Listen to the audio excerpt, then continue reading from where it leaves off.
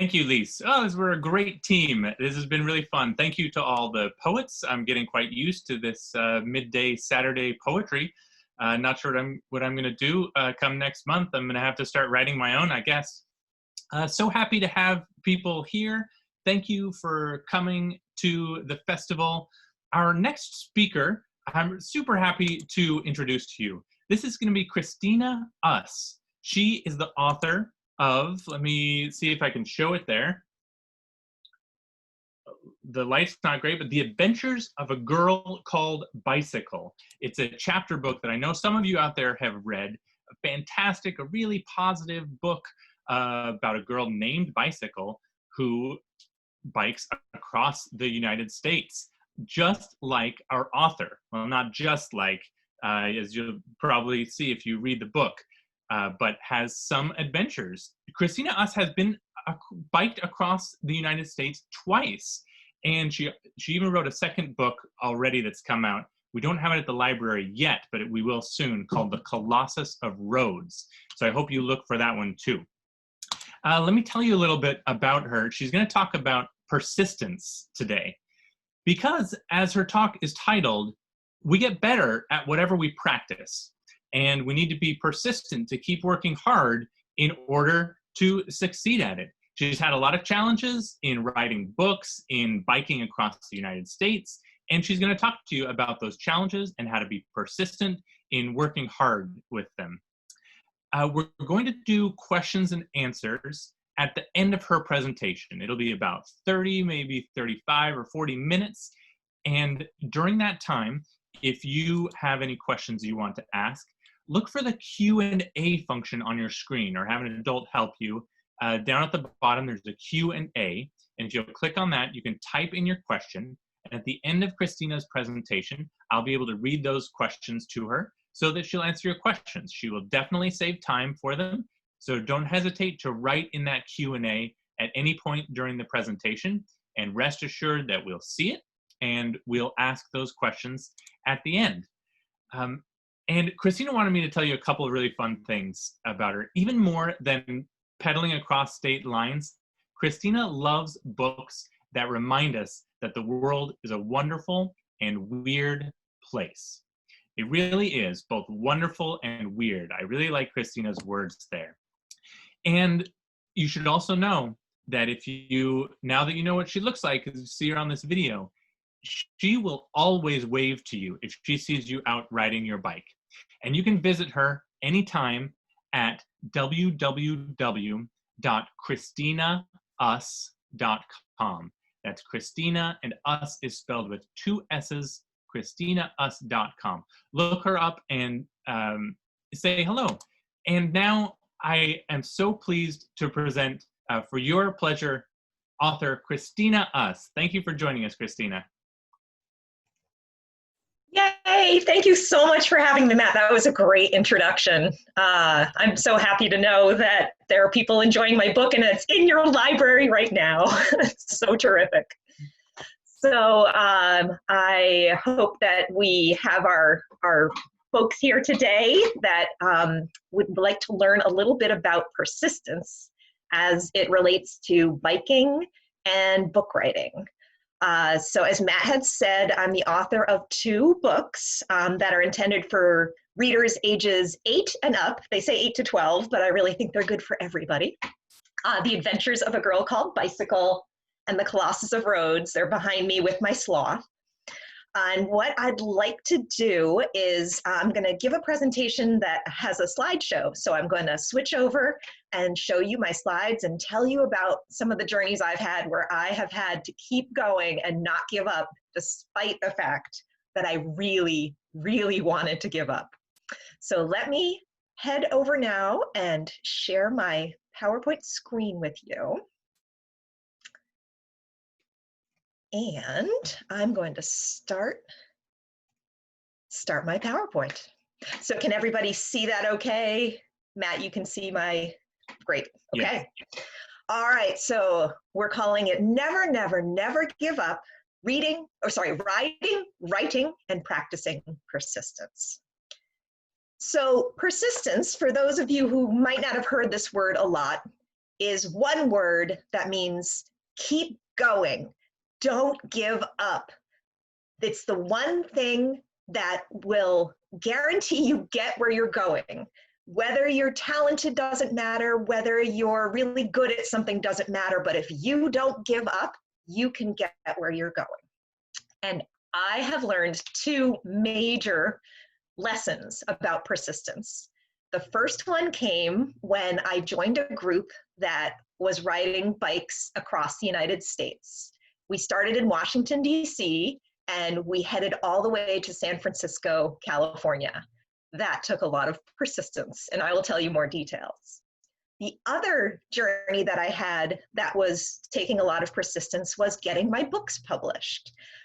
From writing the books and then finding editors who liked them and wanted to publish them, to get them out in the world so readers could enjoy them, took a lot of work and a lot of sticking to it and not giving up.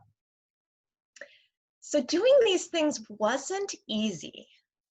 And sometimes I think we look at people who have succeeded, have done something really impressive, and we think, oh, well, that was easy for them. They just were good at it. It was just something they could do. And we need to remember that a lot of times, a lot of people feel like giving up. And for me, that feeling can feel like rocks weighing down on me. So I like to use this image of a rock that when I feel like I want to give up, I feel like the rocks are winning. They're weighing me down and making it feel like I can't go forward. And since I've had these journeys, I've realized there are three main things that make me want to give up. I wonder if some of you have these in your life too. So the number one thing is when I'm not good at something, the first few times I try it. Sometimes I will think, well, I'm just naturally not good at this. I shouldn't do it anymore. For example, it actually was hard for me to learn to ride a bike. I remember falling off a lot, and I was crying and saying, this is never gonna work. And I had to have my mom and dad really encourage me that I was gonna get it. I was gonna get it. And I'm so glad they did that because it changed my life.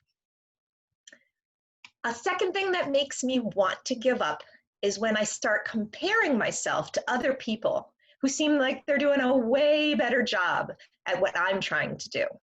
So, for example, when publishing a book, if I start to compare myself to, let's say, J.K. Rowling, yes, she sold more children's books than anyone in the history of the world.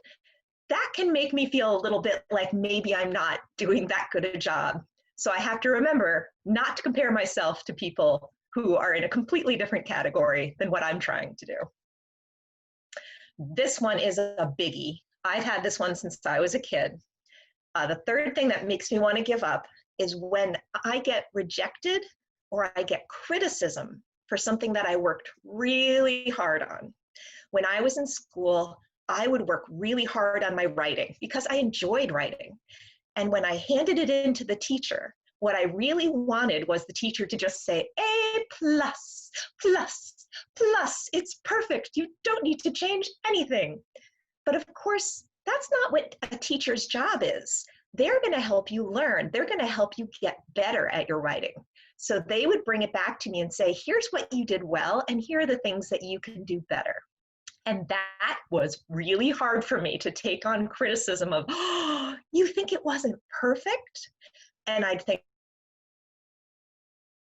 I just want to give. So this is something that you'll see later kind of got in my way in some of these journeys of persistence.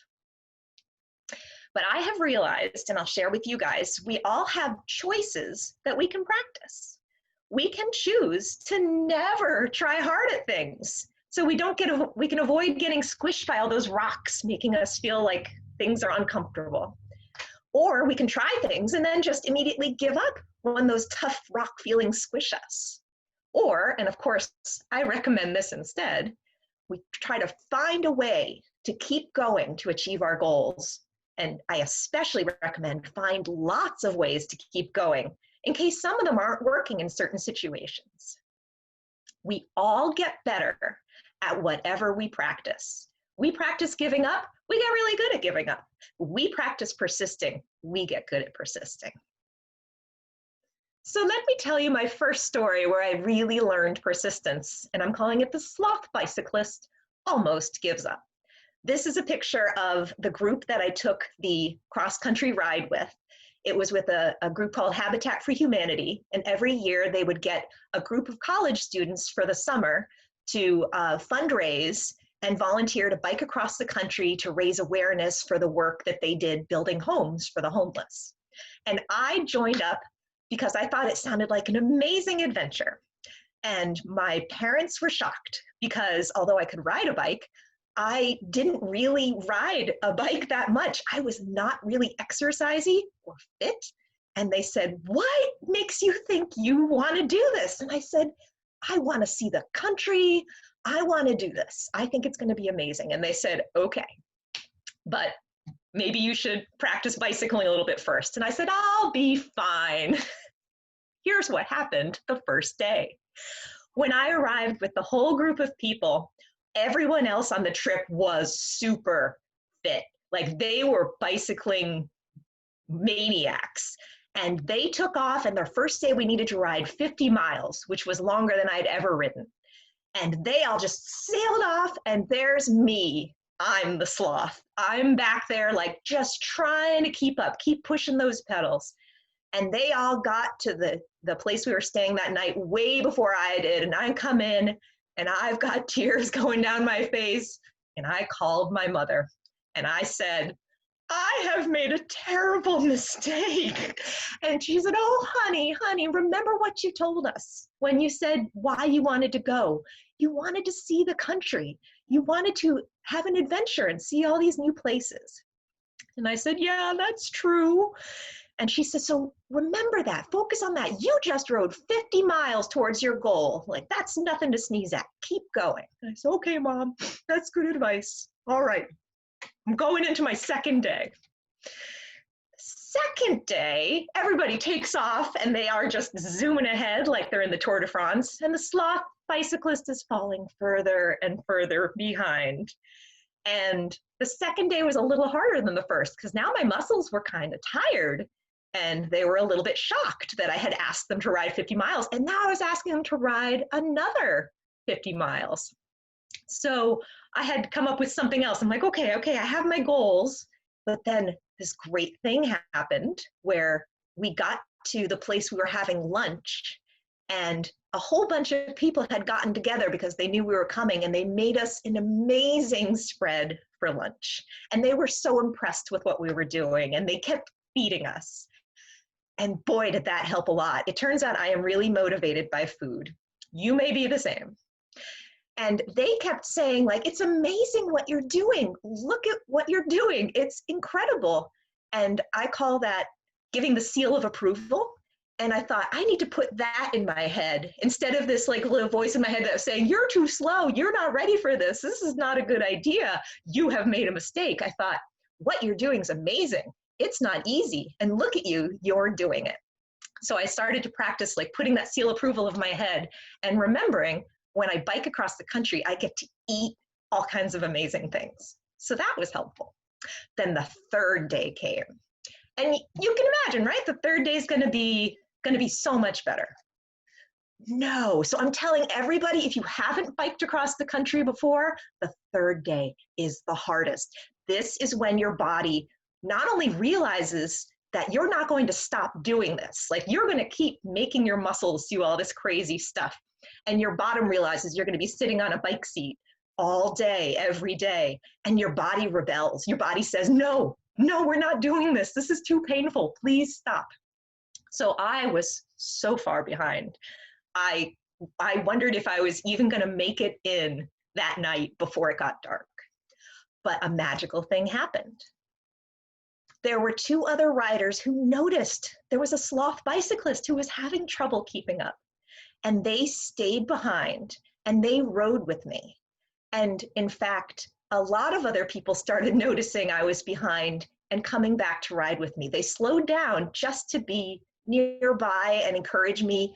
We played 20 questions, which is a great bicycling game to play because you just have to talk. And it made such a difference to have people by my side to joke and laugh with, to have friends. That was a huge help in persisting. So I made it through the third day. And I would love to say that after the third day, there were never any other times that I wanted to give up on my journey across the United States. But you will get to know this about me. I have to reteach myself that persistence is a good idea. So I got chased by dogs in Kentucky. And I thought, oh my gosh, should I give up now? The dogs are going to eat me. I had to go to the emergency room because I got severely dehydrated. I wasn't drinking enough water. And I thought, oh my gosh, should I go home now? I'm not going to make it. When I saw the Rocky Mountains for the first time, I really wanted to see them. And then I saw them and thought, I'm going to ride my bike over those things. I thought maybe I should give up now. And when we got to the deserts of Nevada, turns out I am not really a desert person. I am definitely more of a shade and trees and rain kind of person. And I thought, 75 miles to go with nothing between me and there. There's no ice cream stores. There's no nothing. Maybe I should give up now. So I went back every time that happened to what I'm calling my bicycling persistence toolbox. Turns out everybody has a persistence toolbox, and everybody's toolbox looks different. And so for me, it involved leaning on my friends for support, focusing on those goals that started the whole adventure, giving myself the seal of approval and telling myself positive things, and thinking about all the great food. Boy, I ate so much ice cream and pie on that trip, and I don't regret any of it, and it really helped me go. So that was what I developed on this journey that helped me persist. And I managed to then forget about a lot of this stuff the next time I faced a giant challenge. But we do get better at whatever we practiced. I made it all the way to California, and boy, was I an amazing bicyclist by the time I got there. I was nothing like the sloth who started out at the original ride. But another challenge came my way that I chose, and I'm calling this one The Book Author Gives Up, for 10 years, which I am not proud of. But my story of writing my first book, The Adventures of a Girl Called Bicycle, is I had a ball writing the book. It was so much fun. Every day I could sit down at my computer and I would think, what crazy things might happen today? Because I was writing a story about a girl who's deciding to ride across the United States, and she takes the same route that I took. So I could use my journal to remember what it was like to see these different places for the first time, what it felt like to be on the third day with your body not feeling so great. And I could work that into the story. But I could also work in anything I wanted. I could say, hey, you know what? I think maybe a ghost haunts her bicycle. I'm putting that in. Nobody's going to stop me. And I just, anytime that I was writing along, I'm like, oh, maybe this should happen. Why not? I had so much fun. And I decided, I'm going to get this book published. How hard could it be? And I looked up all these different publishing houses that publish the kind of books that I write, which is for 8 to 12-year-olds. And I sent them my manuscript, and I said, like, here it is, The Adventures of a Girl Called Bicycle. I'm sure one of you will love it. I sent it to 10 publishers, and 10 publishers said no. And they said it nicely. Nobody was really mean, but that really was like, oh, I can't do this. I have to give up. It was too hard to hear people say no to this beautiful book that I'd created. So I took my book and I put it in a folder and I put it away and I said, I am not going to try to get that book published. And I practiced giving up like that for 10 years. So I can tell you, if you practice that, you get good at it. I was lucky that what happened to me, I say the rocks won for quite a while. I would have friends ask, what about that book? Aren't you going to do something with that book? No, I'm not going to do anything with that book. It's just too hard to have people reject it. But then I had children. I have twins, and we were reading books together. We were reading a lot of the great books I had loved as a child, like The Phantom Tollbooth and Charlie and the Chocolate Factory, and The Trolls, which is a great one. And as we're reading these fun, weird, adventurous stories, I start thinking about my own book. And I think, I really think families would enjoy reading this. I can imagine kids sitting and reading this book and laughing, and it makes their lives more fun. And I thought, you know, I really, really want to share this book. I don't want to get it published because I want to become a millionaire or anything like that. I want to reach readers. I want my story to make the world a better place and make people happy. So I had this goal. Finally, I had something to kind of pull me back into persistence. And I said, what else could I have in my writing persistence toolbox? And I remembered from bicycling, food is a good motivator. So I came up with a plan, and this was something my other writer friends said they do too.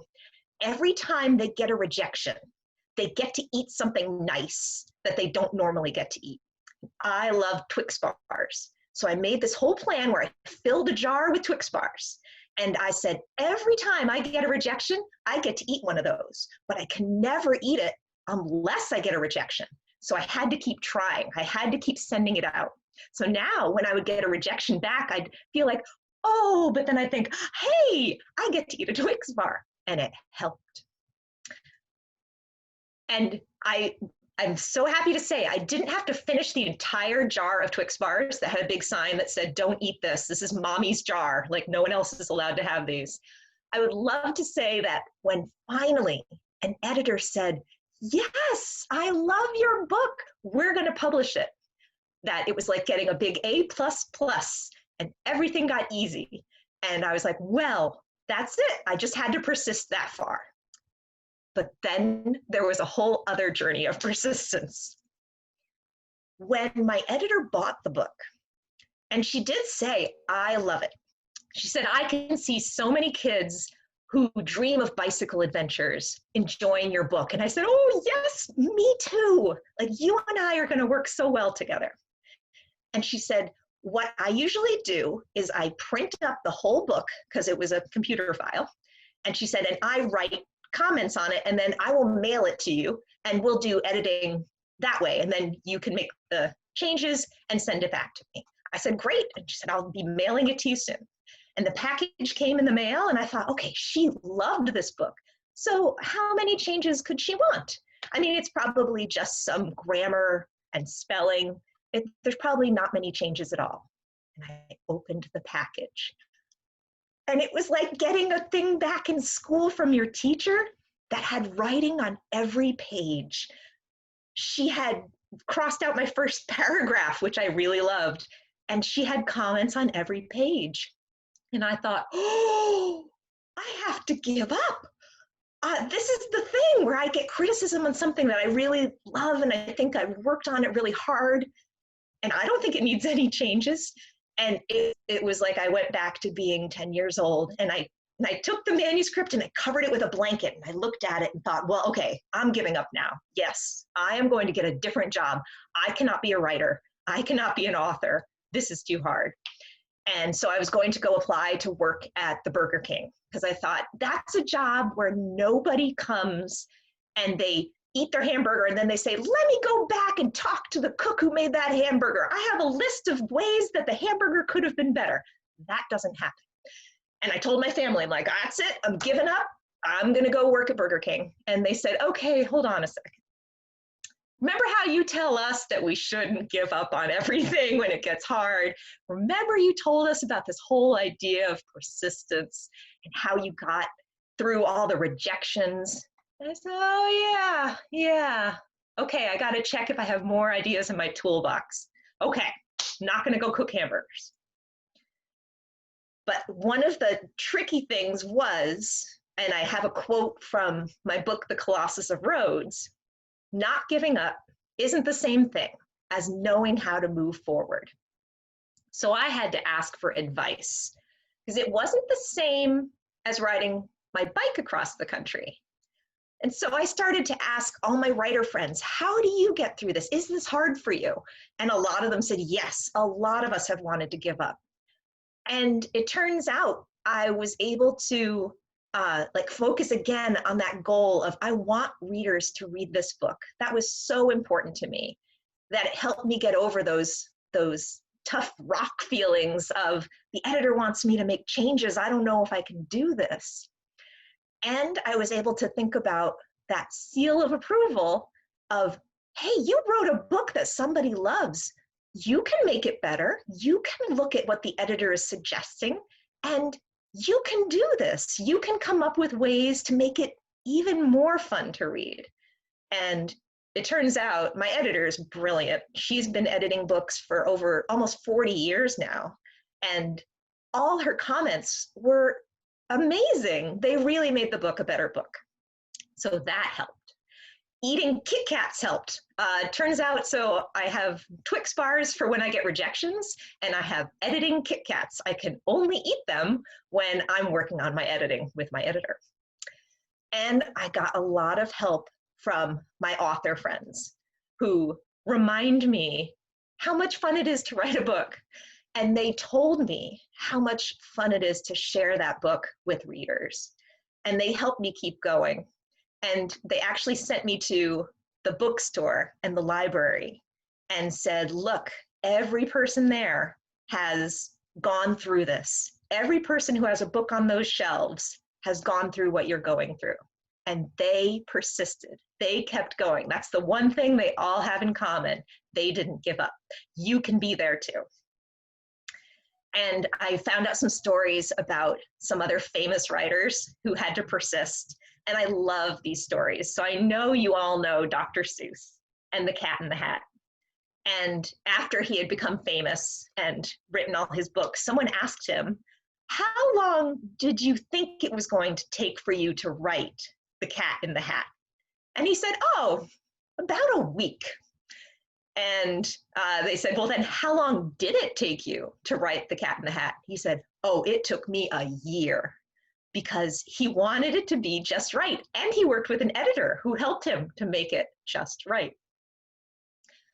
Jeff Kinney, who writes the Diary of a Wimpy Kid books, he originally wanted to be a cartoonist who had comics in the newspaper. He wanted to be a syndicated comic writer.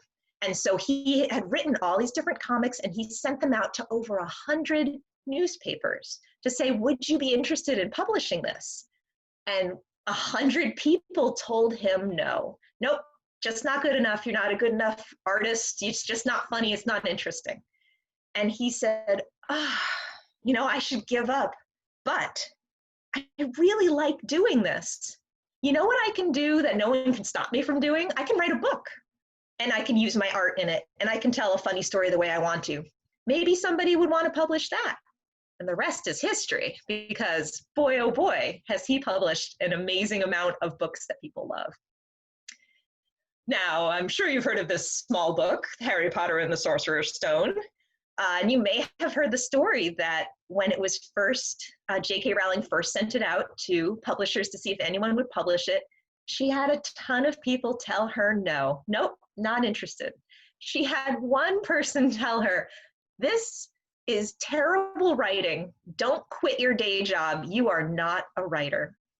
I just find that amazing. But you know what? She didn't listen to him. She didn't take it to heart and say, oh, the rocks are crushing me. I need to give up. She said, that's his opinion. And she kept sending it out. And one publisher went for it. And again, the rest is history. Just need one person to say yes. Then we have, this story is just too much. Kate DiCamillo, who's one of the best-selling authors we have.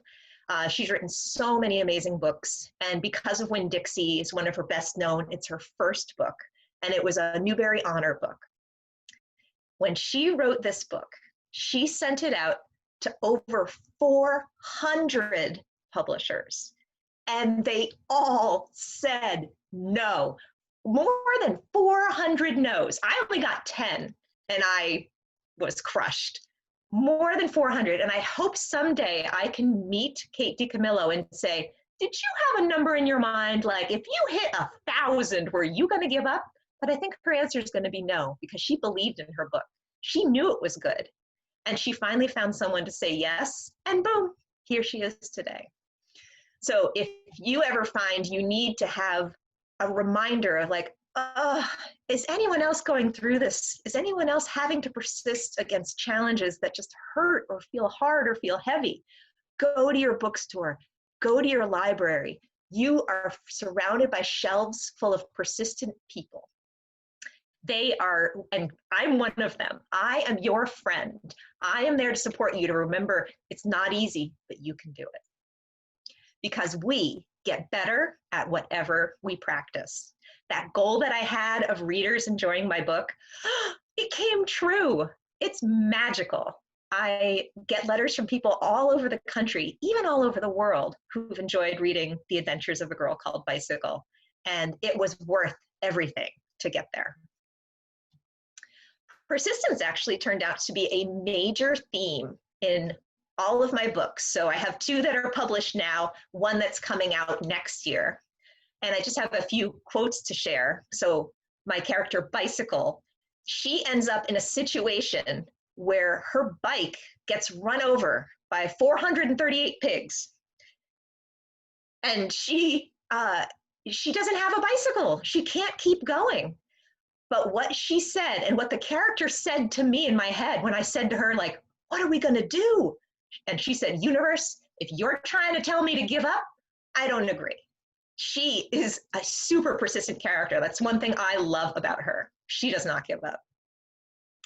In my book, The Colossus of Rhodes, my character is trying to fix all of the traffic in the city of Los Angeles to save his family's business and prove that he has a talent that matters. And he goes to a school where they have these posters all over the place, like telling kids, never give up, believe in the power of your dreams, like, just keep going. And one of my quotes there is, Rick ate in the shadow of some famous people, exhorting him to never give up on anything. He wondered if any of them remembered what it was like to be 11 years old. And then Eric versus Everything is the story of a modern day Viking family in Connecticut, that all of the people in the family look to their Viking heritage to tell them how they're going to get through every day. How are you going to face a challenge? Use your Viking heritage. You're having trouble in math class? Use your Viking heritage. And Eric is the youngest member of the family, and he just wants to be left alone. He just wants to avoid everything. And one of the quotes in that is from his older sister. Whoops, go back. Wait. His older sister, who is, she's super crazy Viking, and she loves to quote Winston Churchill, because she thinks he was like very Viking in the way he approached things. And she says to him, never give in, never, never, never, never give in. And then I skipped ahead because I am not good at using my PowerPoint. But just to share again with all the readers here today, this is something that I encourage you to do as well. Think about how you can use a toolbox of your own to persist when you find challenges that feel like the rocks are weighing you down. What are some things that are going to pick you up? And because I did mention chocolate a lot today, so don't tell your families that I told you you need to eat candy bars and to persist. I'm going to get in lots of trouble. Maybe you guys can eat salad. Maybe that's your persistence tool. Or listening to certain kinds of music, or definitely reading books is, I think, a good one to help pick you up. But just something to think about over the next, chunk of time. How might you create your own toolbox to persist for things that challenge you? So now we could get a chance to answer some questions if there are, and I'm happy to do that. And then if we don't have that many questions, I can talk about other things too. Oh, Christina, that is so fantastic. We are super lucky that you were so persistent. We are all better off for your persistence. So thank you, not only for this incredible presentation, but persisting with writing these books. We're so lucky to have you. Thank you. We have a few questions about the publishing process. Could you just speak kind of generally at first about how you go about publishing a book? Sure. I think it's so interesting because I really didn't understand any of it till I started. So what I've learned is the first step in getting a book published, whether it's a children's book or a book for adults, anything, is to find someone called a literary agent. So person is like your cheerleader, and they know all of the publishers. So a publishing house will have lots of different editors working at the publishing house. And a literary agent's job is to meet with them and get to know them. And so she'll know, like, oh, this person loves stories about unicorns. This one loves stories about bicycling. This one is looking for dark dystopian, murder books. And so she's able to take your story and match it up with an editor who is, the dark dystopian murder person is going to look at my book and say, like, no. And then I would get a sad rejection.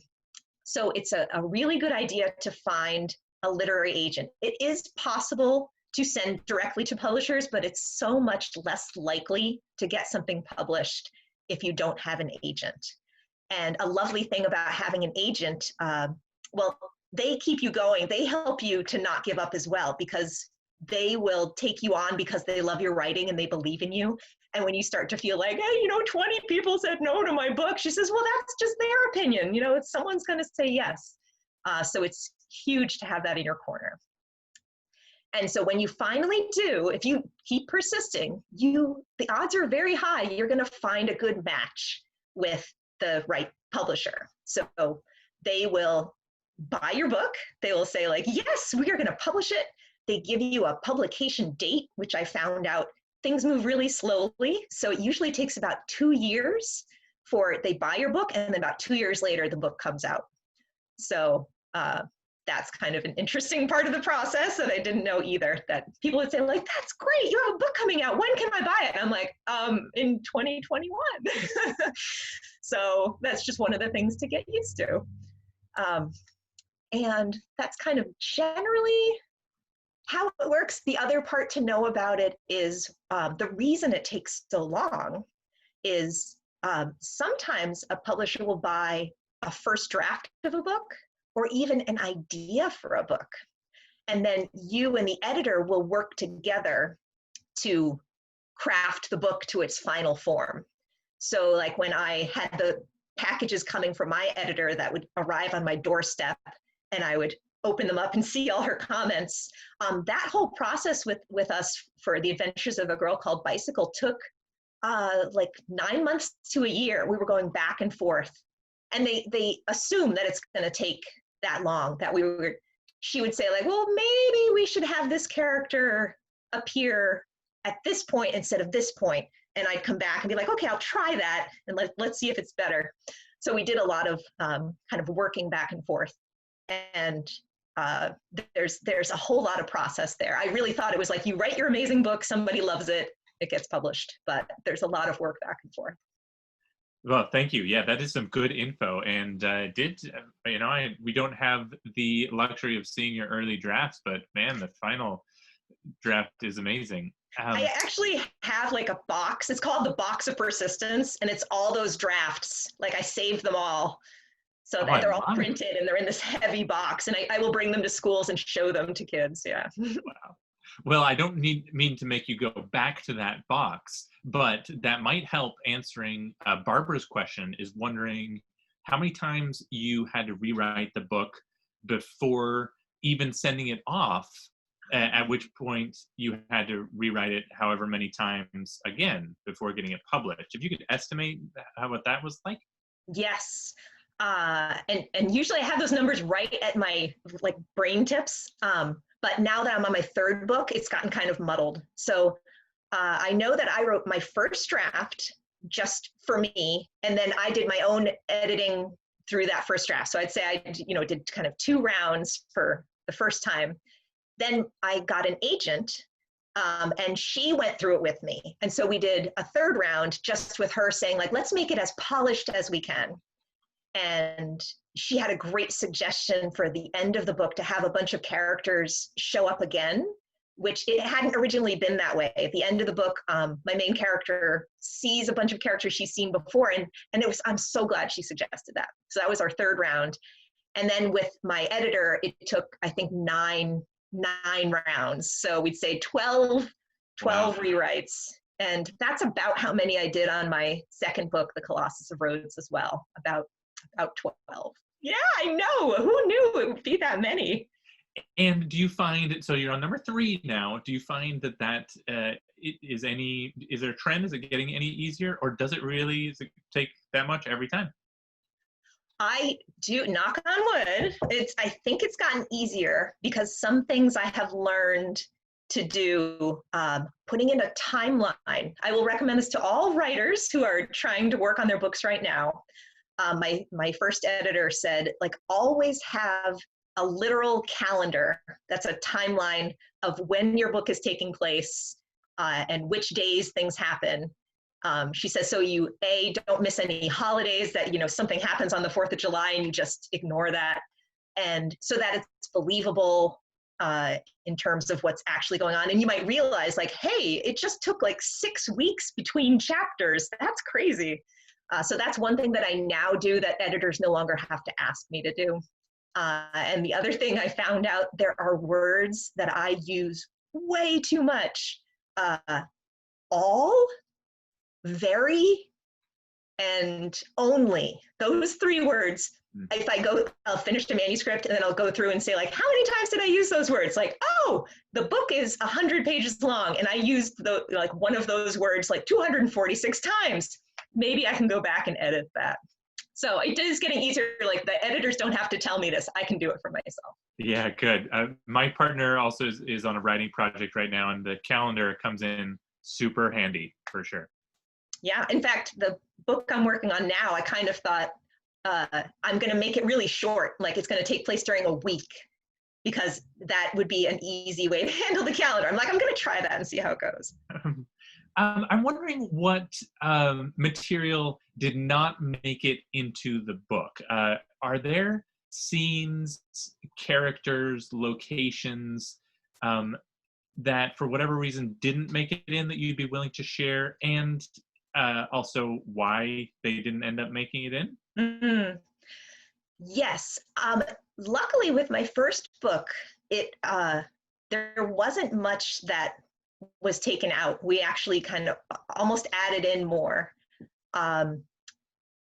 There was one thing that was changed where there's a mysterious woman that my character meets at an auction where she wins this amazing bicycle. And then she thinks she sees this woman following her and decides she's like out to steal her bicycle. And in the original draft, she was a red herring. She just showed up once and we never saw her again.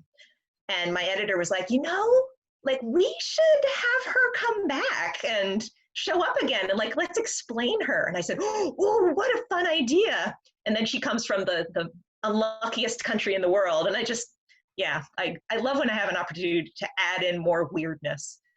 I feel lucky that I think my editor, there were other editors who said, like, that book is just too weird. Like, there are too many characters who are too strange. Like, that book just doesn't work for me. But my editor that I did work with, she's like, yeah, no, like, good, do that. So, and she's like, it's really how it is when you travel. You meet these amazingly strange people. Heck yeah, that's what makes it so much fun. Someone is wondering, you mentioned that sometimes people separate the concept of mind from body, and your idea of persistence seems to cross those. I'm wondering if you could talk about how you see your mind and body as connected. Oh, wow. Oh, that's such a good question. I love that. Yes. I have said before that I feel grateful for my body, that it's like something I get to drive around and do things in. I love it. And I feel like, my mind asks things of my body and is happy when the body says, like, okay, we can do that. And certainly on that bike trip, my mind was definitely asking a lot of my body, and my body was coming back and saying, I don't think so. And then my mind would be affected by that way, like, you're right, we should give up. And the body's like, yeah, let's just go eat ice cream. And so they certainly work together and spiral together. But of course, the mind has to be the one that overrides the urge to just lie down in the grass and never move again. So you do have to train the persistence of the mind in order to get that persistence of the body, to get in that habit. And I will say, like, one writing persistence thing, and this is not mine, this is Jane Yolen, who is an author that we should all know. She's written over 365 books for children and adults. And her advice is, when you're writing, how are you going to keep writing? Put your butt in the chair.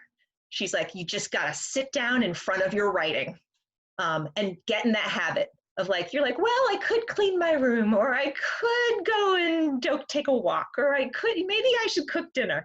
But she's like, tell your mind, I'm going to sit down in that chair. And so if you get that habit of putting your body in a state of persistence, your mind will follow. Oh, that is great. Thank you. Boy, I did not know she wrote that many books. That's yes, I think it was last year that she announced that. She's like, you can read a Jane Yolen book every day of the year. Wow. Right? A reminder to the audience, if you want to ask questions, please put them in the Q&A. Someone's wondering, when you started that Habitat for Humanity trip, did you know you'd be writing a book? When did you start thinking about that process? Oh yeah, that's a great question. I did not plan on writing a book. It was just going to be this adventure. And I did keep a journal, however, which was a habit I had been in prior to that. And I knew I wanted, this was before the internet was really a thing. Like, there was such a thing as email, but not everybody used it. I know, this was like dark, ancient times. And so I knew keeping a journal was the only way I was going to keep those memories of what was going on. I had like a disposable camera with me, and that was about it. So I do so strongly recommend, especially now in this crazy, bizarre time, keeping a journal of your experiences, because you just never know when drawing on that could make your writing just so much more real and vivid. Maybe you have to write about a character who can't go anywhere and has to stay inside. And you would be able to say, like, oh, I'm going to get my journal from the COVID times, and I'll know exactly what that feels like. So it didn't occur to me that I would ever write anything about it until I actually became an adventure tour guide. This was my job before being a writer. And I took another adventure with a friend of mine. We biked across the country from north to south, and I wrote a piece for a magazine about it, and they published it. And that changed my life. I was like, oh, people will publish things I write. I should write more things. So that's when I was able to go back to journals and say, I can totally use things from all these experiences I've had and make my writing more vivid. Yeah, great advice. Did you journal all the way through childhood? Pretty much, yeah. I was a big writer, and I still have those childhood journals. I still have like the things I would try out writing fiction in. So yes, I have a big collection of journals, and a lot of times I stuck postcards in them too, because I did a lot of traveling, and so that was a cool thing too. I kind of wonder how it's different for kids today, that maybe you're keeping track of your experiences through like Instagram, photos, which is also a great idea. But yeah, I really think writing it down, though. I highly recommend writing it down. Yeah, for me, a lot of times the writing itself helps me figure out what I'm thinking and experiencing. Right? I love the way you use your experience in what you've written, but then obviously you change it in this fiction. This might be a challenging question to answer, but how do you go about choosing what experience you use and when it needs to be changed? Yes. In fact, I did a memoir writing class with someone, Suzanne Strempek-Shea. I don't know if you know her. She's a Western Mass author. And yes, it's quite the question. And Feel free to ignore if it's too hard. I know, no, it's because it is a great one. People have asked me, like, so is The Adventures of a Girl Called Bicycles, Bicycle you? Did you just basically write yourself into this book? And I'm like, oh no, she's her own person. Like, she's so brave and determined. And I, at her age, was a very squishy, sponge-like person who just wanted to hide from the world. I would never have behaved the way she did. But there were things that I really wanted to have her experience the same way that I did, because I knew they were true. So I think it's probably more, I let the personalities of my characters be what they are. They just sort of almost come to me formed in and of themselves. Like, I feel like my characters already know who they are, but the things that happen to them can be drawn directly from my life, because I never want readers to feel like I'm just phoning it in, like that I'm just like, oh, and then there was, she was riding her bike and she was kind of tired. Like, no, I really want to tell you about what your muscles are saying. So yes, it's an excellent question. And in fact, I'm wrestling a little right now with this new book, so new it doesn't have a title, but the character is so different from me. And I'm like, can I write that? That's going to be interesting to see how it works for me. Oh, I love it. It's a great challenge. One thing I've heard other authors say that reminds me of what you just said is sometimes they create these characters and then they really try and get to know them. And then when they put them in a location, if they know their character well enough, the character writes that part of the story. It's obviously super simple to say, but reminds me of the way you're describing it.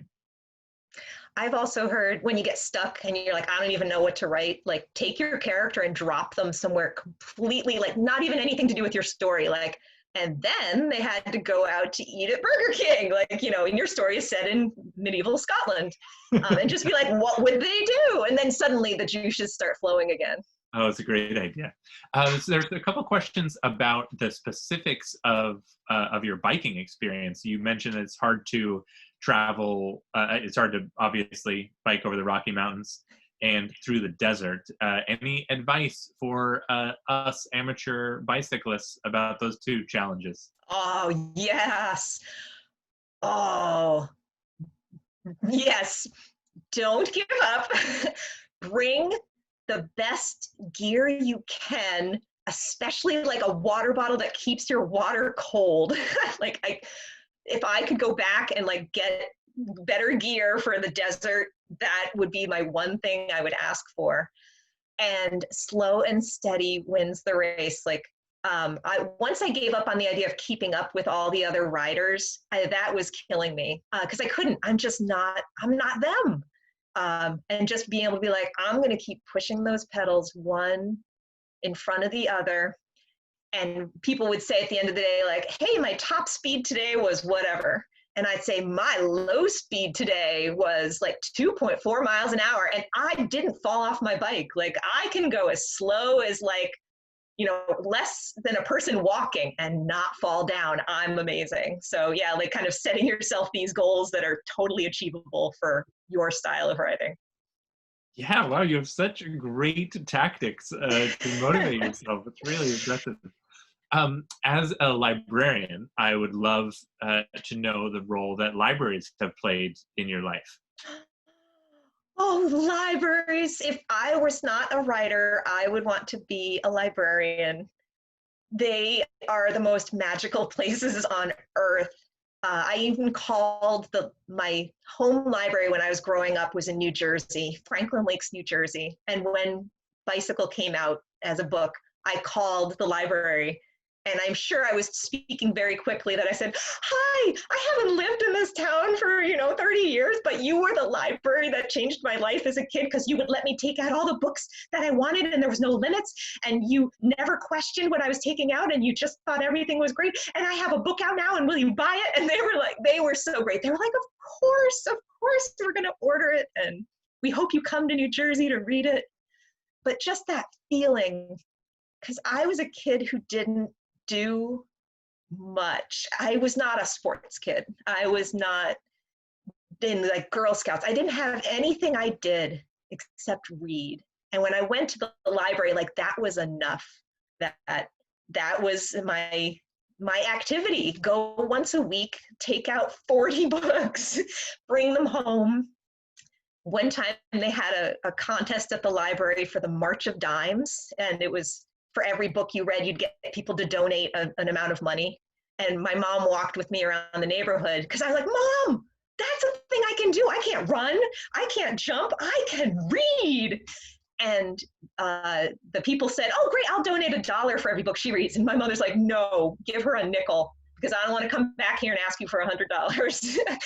And that was awesome. I love my libraries. Yeah, I couldn't love them more. Oh, it's very special. Thank you very much. I appreciate that. For the audience, just know that we didn't plan that in advance. Okay, I think we're all set with questions. I would love to tell people a little bit about the summer library program, just that it is coming up on July 6th. Please stay tuned, everybody. If you're in Northfield, please watch your mailbox. Something's coming. And if you have any questions, please get in touch with us about that. It's a little different this year because we're doing a lot online, but it'll still be very fun. We'll still be providing some activities and ideas and encouraging you to read, and we offer occasional rewards for that reading. So I do hope you get in touch with us. Everybody, thank you for joining us today. Christina, thank you so much. That is an incredible presentation. We will be making it available to people who weren't able to see it. Do you have any final words you want to share with everybody today? Just thank you guys. I hope you have a great summer of reading, and I hope we get to meet in person someday soon. Wonderful. Christina, thank you so much. It's been a wonderful day, and I wish you the best with your continued writing. Thank you so much. Bye.